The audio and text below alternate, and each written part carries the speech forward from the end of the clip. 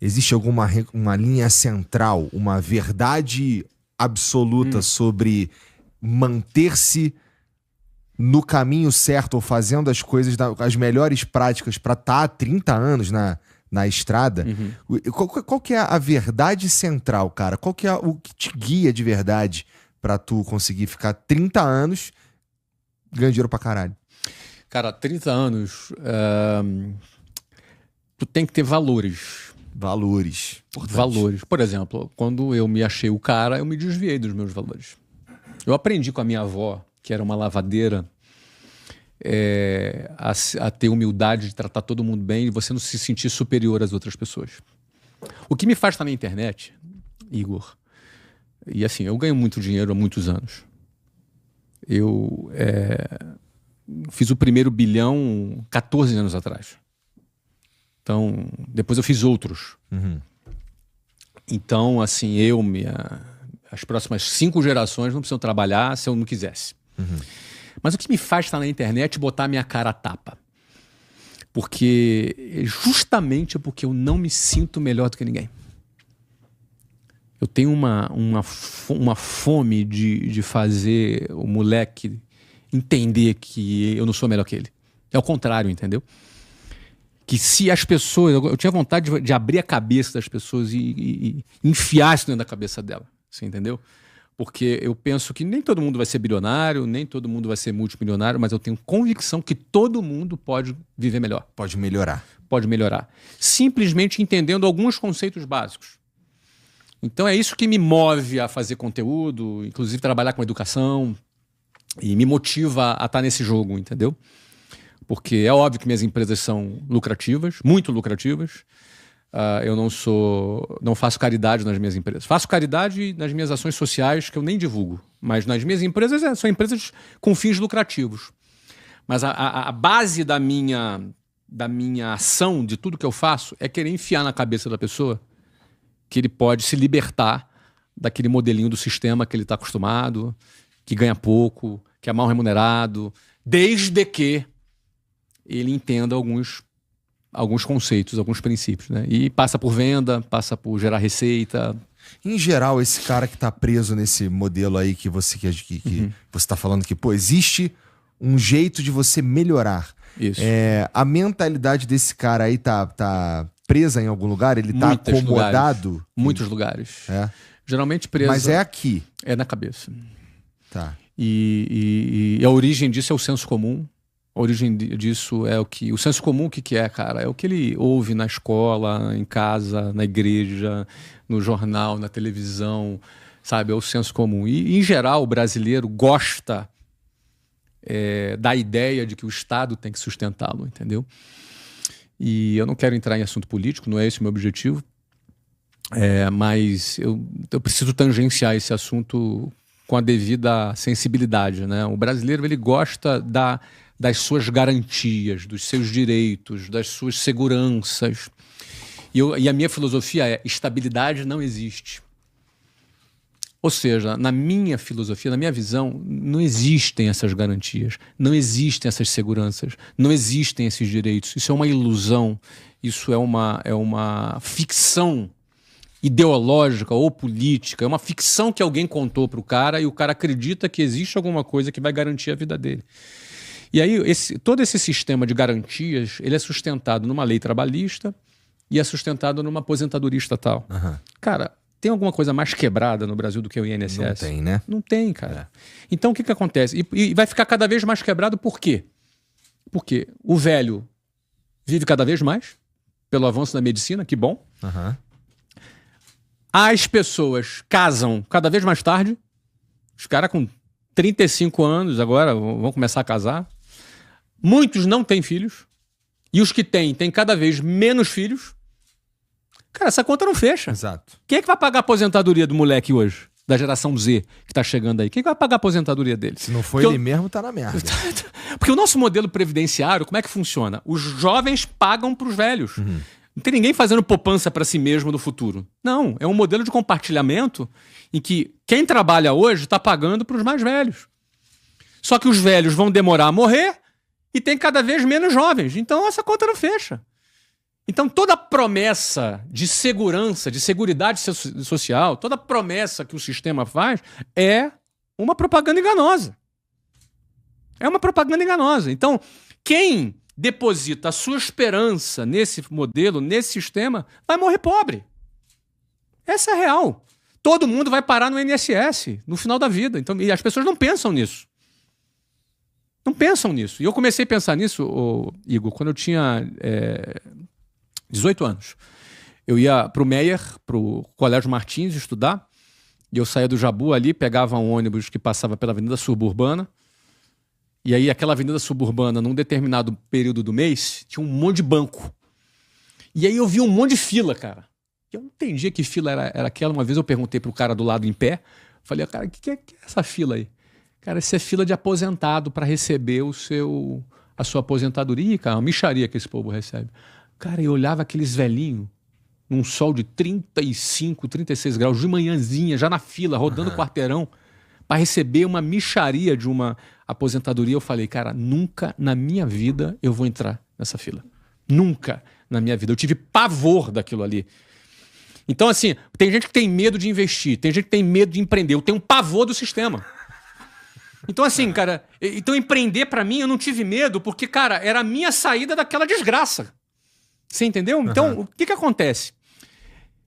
O senso comum produz uma gama de pensamento nas pessoas que elas se sentem seguras com aquilo que o Estado está dando para ela.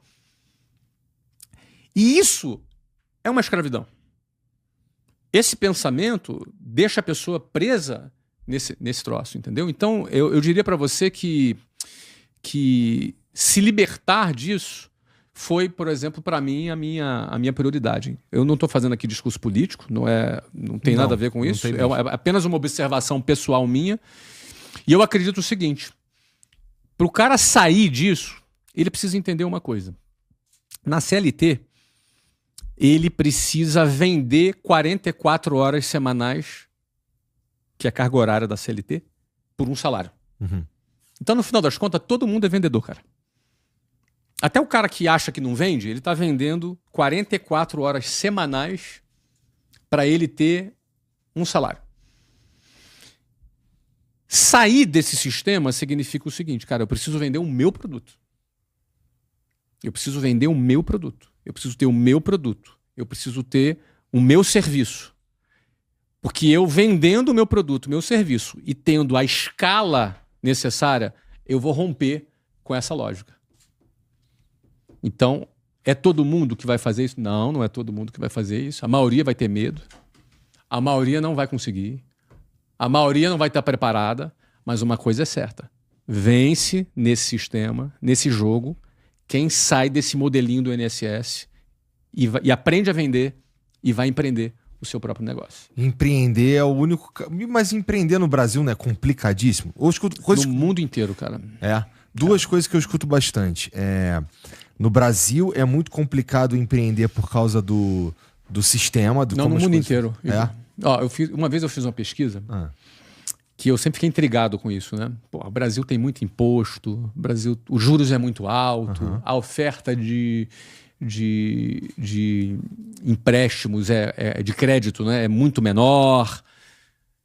E eu vi uma estatística que 80% do IBGE, né, que 80% das empresas quebram no Brasil antes de completarem 10 anos. Eu fui pesquisar qual era esse número nos Estados Unidos e na Inglaterra. Cara, Inglaterra o juro é bem menor, Estados Unidos o juro é bem menor, muito menos burocracia, mais oferta de crédito, tudo ao contrário. E aí eu cheguei no seguinte número, nas fontes lá que eu pesquisei. Inglaterra, 76% das empresas quebram em 10 anos. Estados Unidos, 78%. Tá bem próximo. Brasil, 80%. Ou seja, tá na margem de erro. Tá na margem de erro, é a mesma coisa. Eu falei, cara, mas isso não fez sentido na minha cabeça. Qual é o motivo? Porque empreender não é fácil, cara. Empreender não é fácil. Você criar o seu próprio negócio em qualquer lugar do mundo não é fácil. Eu já empreendi nos Estados Unidos, já empreendi no Brasil. Não é fácil. Será que se a gente tivesse condições melhores aqui no Brasil, a gente teria uma taxa de sucesso maior? Porque pelo que você está falando, em condições melhores, a galera acaba performando igual, né? Ou mais ou menos igual, um pouquinho melhor, né? Mas em contrapartida ao que eu escuto bastante falar que no Brasil é complicado de empreender, aqui no Brasil tem oportunidades que só tem no Brasil também. Pois é. Então você tem coisas... Vou dar um exemplo aqui. Por que um cara... Imagina o seguinte. Um cara que trabalha... vou falar de novo uma empresa. Mesma empresa. Tá, trabalha lá num fast food. Num fast food. Tá. Cara que é atendente de um fast food muito famoso nos Estados Unidos. Uhum. Ele casa com outro atendente de fast food muito famoso nos Estados Unidos. 2 atendentes de fast food casados nos Estados Unidos. E 2 atendentes de fast food no Brasil, casados. Qual é a qualidade de vida que esses 2 têm? Não, dos Estados Unidos é outra parada. A dos Estados Unidos, o cara tem casa, o cara tem carro, o cara viaja, o cara tem uma vida digna. Porque é só fazer a conta. Aqui no Brasil não dá. Então o que eu quero dizer é o seguinte. Aqui no Brasil, o cara que não teve herança, que é o meu caso, o cara que não teve herança, que nunca recebeu... Assim, eu tive herança de educação e amor da minha família, que eu me dou muito bem com ela sempre, até hoje, mas não financeira. Não ganhei um apartamento, não ganhei um carro, nada disso. Né? Meu melhor presente de casamento foi uma televisão de 14 polegadas usada. Foi o meu melhor presente de casamento. Em 1992. Então, você pensa o seguinte, um cara que não teve herança, pro cara conseguir... Tu casou jovem pra caralho. Casei com 20 anos, Puta. Casei com 20 anos. Legal E ela demais. tinha 17. Pô, o que acontece? Um cara conseguir sair do nada assim e conseguir ter um apartamentozinho e um carro.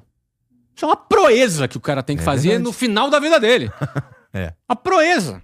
Então a barreira social no Brasil é muito grande. E eu acho que isso favorece empreender. Você entendeu? Porque, Entendi. pô, o cara não tem alternativa. O que eu tinha a perder? Não tinha nada a perder, cara. Eu tinha o meu nome pra perder. Meu crédito. Você entendeu? Então, assim, agora, nos Estados Unidos, o cara é atendente de um fast food, casado com uma outra atendente do fast food. Ele tem uma casa, ele tem um apartamento, ele tem um carro, ele vive uma vida decente, digna, de alguém que ganha 30 pau por mês aqui no Brasil. Vai ter. Aí eu vou pensar o seguinte... Esse cara tem a perder. Esse cara, para empreender, ele tem a perder. Porque se ele perde o crédito dele, ele perde tudo isso. Lá nos Estados Unidos é assim. Se ele perde o crédito dele. Ele não consegue mais financiar uma casa, ele não consegue mais financiar um carro. Então, eu acho que no Brasil, o cara é tão sem alternativa que isso empurra ele muito mais pro empreendedorismo do que nos Estados Unidos. Nos Estados Unidos o cara tem medo. O americano médio, cara, é bundão. Tô te falando, conheço, cara. Tô nos Estados Unidos desde 2009. O americano médio é medíocre e bundão. E ele tem tudo que ele tem acesso, porque ele tem crédito, ele financia tudo. Tem acesso às melhores coisas. Bundão, agora, ele não, sei lá, não tenta. É porque ele tá seguro. Ele tem muito a perder, cara. Ele tá seguro, ele consegue ficar acomodado. Ele acha que tá seguro, né? É a história da estabilidade. Verdade. Esse lance da estabilidade aí, você que tá ouvindo aí, preste atenção nessa parada que a gente tá falando de estabilidade aqui, porque essa pode ser a maior rasteira que você vai tomar na sua vida. Essa que é a verdade. Quando você acha que você tá seguro, que o jogo tá ganho. Quando você acha que o jogo tá ganho... Porque tem uma lei... O cara, numa canetada muda a lei. Uma canetada, cara. Mas aí é direito adquirido. Cara, na Grécia, na crise que teve na Grécia na década passada, foram mais de 300 mil funcionários públicos desligados, cara.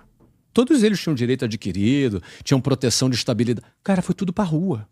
Porque quando o bicho pega, quando uma grande crise acontece, cara, a lei muda assim. Sim. Não, mas tá na lei. Troca assim. Pá. Não adianta espernear, fazer manifestação. Acabou. Burocrata lá, puf. É assim que funciona, pô.